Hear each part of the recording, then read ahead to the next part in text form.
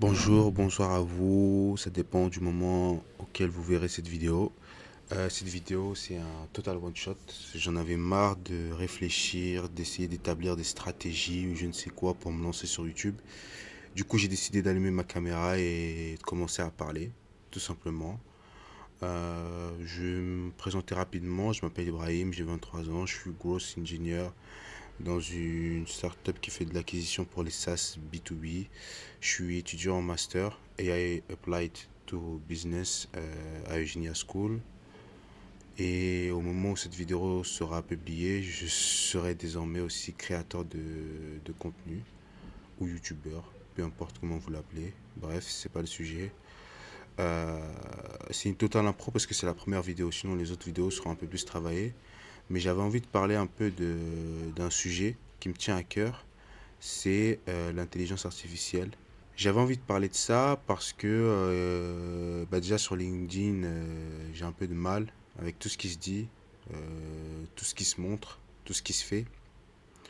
Sur YouTube, j'en parle pas et surtout parce que récemment sur YouTube, j'ai vu énormément de créateurs de contenu IA, no code, etc. un peu taper sur Yomi Denzel, donc qui est un YouTuber qui à la base fait du e-commerce puis du business en ligne.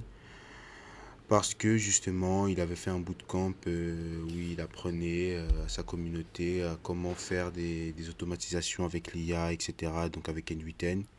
Et beaucoup lui sont tombés dessus, et à juste titre, parce que il y a énormément de choses qui ont été dites, qui ont été montrées dans sa formation qui ne sont pas conformes à la réalité.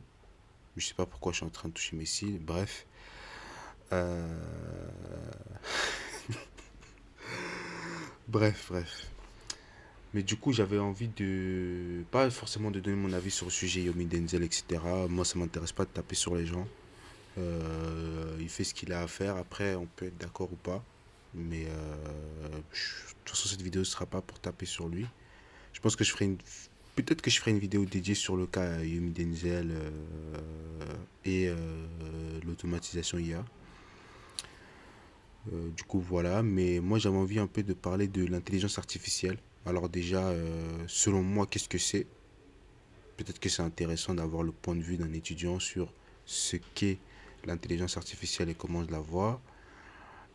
Pourquoi il y a autant de hype euh, dessus et surtout essayer un peu de relativiser. Parce que entre les créateurs de contenu, les freelances, les médias, bon, il y a un petit peu de bruit, un petit peu de flou. Et parfois, c'est important de revenir aux choses essentielles. Du coup, pour moi, l'intelligence artificielle, c'est simplement une technologie qui permet à une machine de réfléchir comme un être humain. Ni plus, ni moins. Euh, Après, bon, il y a des couches et des sous-couches dans l'intelligence artificielle, hein, mais pour moi, à la fin de la journée, si on devait me poser la question qu'est-ce que c'est que l'intelligence artificielle, je répondrais simplement que c'est une technologie qui permet à un ordinateur de réfléchir comme un être humain. Et j'en veux pour preuve que la première fois qu'on a voulu travailler sur l'intelligence artificielle, ça venait d'un scientifique dont j'ai oublié le nom. Attendez, je vais faire une recherche tout de suite. Euh, Vu que c'est du one shot, c'est que c'est la première vidéo, il faut que je me lance. Bah, j'ai pas de notes, je parle un peu comme ça. Voilà, Alan Turing. Et je sais pas si je le prononce bien d'ailleurs. Faudrait que je travaille mon niveau en anglais, mais ça c'est un autre sujet. Alan Turing, il s'était posé une question. Est-ce que la machine peut penser? Bah du coup, on a la réponse maintenant, oui. Et du coup, c'est pour ça que je disais que pour moi, l'intelligence artificielle, c'est une technologie qui permet à une machine de réfléchir comme un être humain. Parce qu'à la base, les premiers travaux sur l'IA, la question c'était est-ce qu'une machine peut penser? Du coup, une fois qu'on a dit ce que c'était l'intelligence artificielle, bah à quoi ça sert? Bah pour moi, et là je vais peut-être aller, je vais peut-être prendre à contre-pied tout le discours médiatique, LinkedIn, etc. Mais pour moi, à la base, l'intelligence artificielle, c'est fait pour assister l'être humain. C'est fait pour moi, l'intelligence artificielle, c'est censé être une extension de soi-même. C'est-à-dire, moi, aujourd'hui, j'ai un métier, je sais pas, moi, allez, euh, chef de projet marketing. Bah, souvent, quand tu es chef de projet marketing, t'as pas forcément d'assistante ou tu as énormément d'équipes à gérer, mais tu as toi-même ton métier à exécuter. On te demande toi-même des livrables, etc., du résultat. Et peut-être que tu étais débordé. Bah, du coup, avec l'IA, bah, tu réfléchis peut-être pour 2 pour 3 pour 4 pour 5 pour 6 pour 7.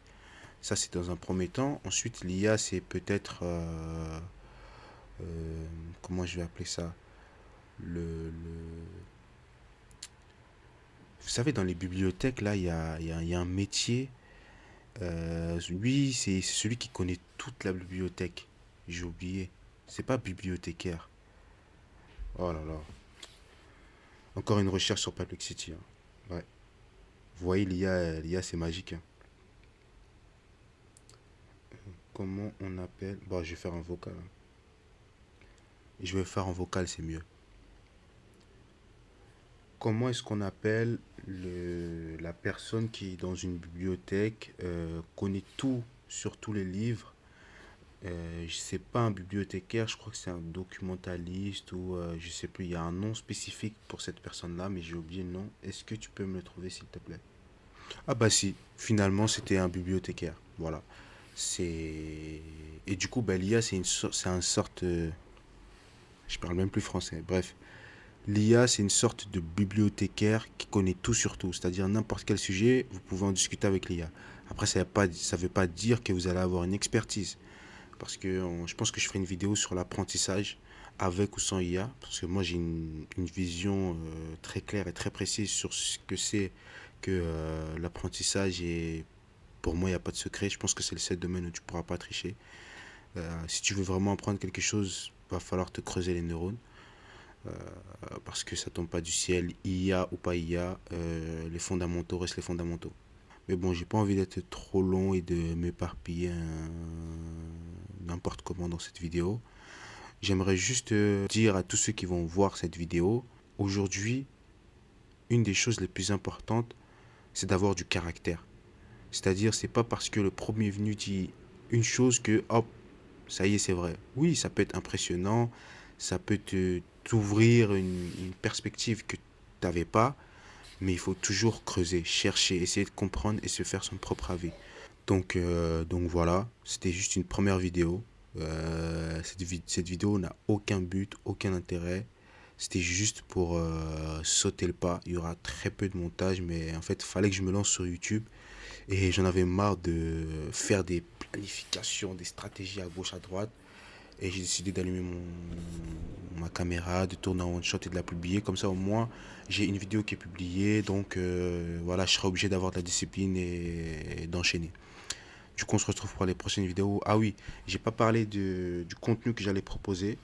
Alors, il faut savoir que moi, je suis, comme je l'ai dit, je suis growth engineer. Donc, moi, mon rôle, c'est un peu de concevoir les automatisations, créer aussi des outils pour les sales, pour améliorer leur productivité. Je travaille aussi sur des sujets data, donc exploitation de la data, etc.